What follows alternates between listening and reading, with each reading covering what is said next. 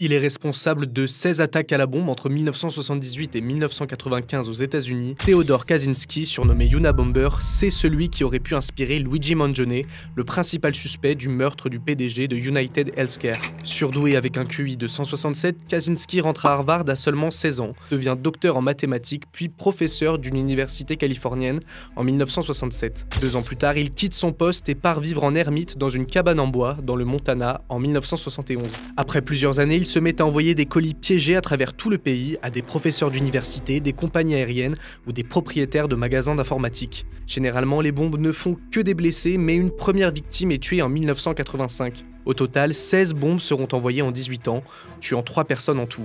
Parallèlement, le FBI enquête, lui donnant le surnom de Unabomb, acronyme pour University and Airline Bomber, détourné plus tard en Unabomber. En 1995, Kaczynski fait publier dans le Washington Post son manifeste. La société industrielle et son avenir expriment une haine de la technologie et du monde moderne. Dénoncé par son frère, il est arrêté 1 an plus tard. Il se suicidera en prison en 2023. Sa célébrité pourrait en avoir fait l'inspiration de Luigi Mangione. Sur internet, Mangione expliquait qu'il était impossible d'ignorer les prédictions de Kaczynski qu'il juge prémonitoire. Lors de son arrestation, Mangione avait sur lui un texte de sa main s'attaquant aux grandes entreprises comparées à des parasites, un thème récurrent chez Unabomber.